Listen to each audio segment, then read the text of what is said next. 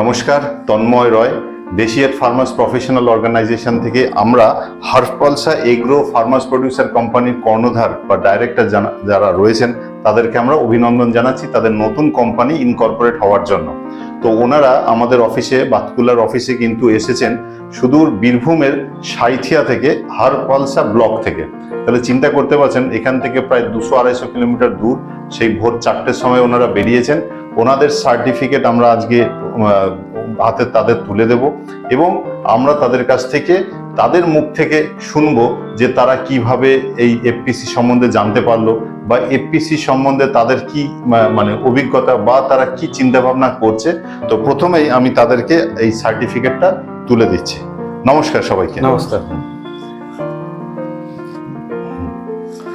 এবং এটা সমস্ত কাগজপত্র কোম্পানির এবং তার সঙ্গে সার্টিফিকেটটা থাকছে। ঠিক আছে, এটা থাক। আচ্ছা, এবার আপনি আমাদেরকে বলুন আর কি প্রথমেই যে আপনাদের এই যে এফপিসিটা আপনারা কবে চিন্তা ভাবনা করেছেন যে এটা করার জন্য আর কি? এফপিসিটা আমরা জোরে বলুন। প্রায় 6 মাস আগে আমরা এটাকে করেছি। আমার একটা আত্মীয় করে, সেখান থেকে জানতে পারলাম যে এফপিসির মাধ্যমে ক্ষুদ্র ক্ষুদ্র চাষিদেরকে নিয়ে একটা এফপিসি গঠন করা যাবে। সেক্ষেত্রে আমাদের চিন্তাধারাটা এলো। আচ্ছা, ওইখান থেকে আমরা যোগাযোগ করলাম, আপনার খোঁজ খবর নিলাম।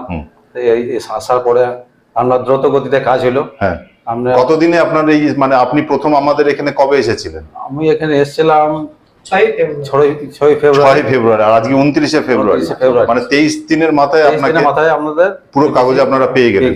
আচ্ছা, এতে সন্তুষ্ট তো আপনারা? যথেষ্ট। ঠিক। তো এবার এই মানে এফপিসি নিয়ে কি চিন্তা ভাবনা থাকছে আপনাদের? এফপিসি নিয়ে আমাদের চিন্তাধারা অনেক, আমাদের ওখানে চাষি এলাকা। আচ্ছা, সেইখানে চাষিদেরকে নিয়ে আমাদেরকে চলতে, মানে কিছু কিছু চাষি আছে তারা মাল বিক্রি করা সেরকম কোনো জায়গা নাই। আচ্ছা, সেইখানে সরকারি সহায়ক মূল্যে যদি বিক্রি করতে পারে তাহলে চাষিরা একটা লাভ পাবে। আচ্ছা, চাষি উপকৃত হবে, ঠিক ঠিক ঠিক। তো আপনারা কি জানেন, মানে এখানে তো আমরা এটাকে চেষ্টা করছি আর কি, সমস্ত কিছু এই লিফলেটের মাধ্যমে যে তারা কি কি কাজ করতে পারে আর কি, মানে সবই দেওয়া রয়েছে পয়েন্টগুলো। তো এখানে নতুনত্ব নিশ্চয়ই রয়েছে যে একজন কৃষিকাজের সঙ্গে যুক্ত হতে গেলে, যুক্ত হওয়ার পরে সে কি কি কাজ করতে পারবে, কিভাবে, মানে একটা পথ নির্দেশক হিসাবে কাজ করছে আর কি। তো এই জিনিসগুলো আপনাদের হাতে তুলে দিলাম যে আপনারা চেষ্টা করবেন এই জিনিসগুলোকে মানে কাজে রূপান্তরিত করার জন্য আর কি। ঠিক। তো আগামী দিনে আপনারা চেষ্টা করবেন 300 থেকে 500 চাষি আপনাদের যাতে মেম্বার হয় এই সংস্থা, এবং সমস্ত যে সরকারি নিয়ম আছে সেগুলো পালন করার চেষ্টা করবেন যে কিভাবে কি করতে হয়।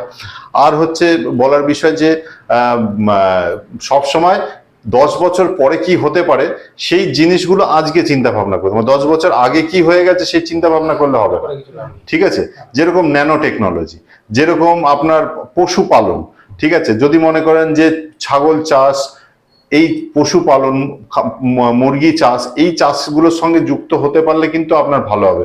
যেরকম আমরা বলতে চাচ্ছি নার্সারি, ঠিক আছে, এই সব জিনিসগুলো কেন, এইগুলোতে না মানে আপনার অল্প পুঁজিতে প্রচুর লাভের একটা আশঙ্কা থাকে আর কি। যে আমি এটা ছোট পুঁজি নিয়ে কাজ করতে নামছি, কাজটা শিখলাম, স্কিল ডেভেলপ করলাম, করার পরে কিন্তু আমরা এই জিনিসগুলোকে করতে পারছি আর কি। ঠিক আছে, অনেক ধন্যবাদ আপনাদের সবাইকে। ধন্যবাদ। নমস্কার, বসুন।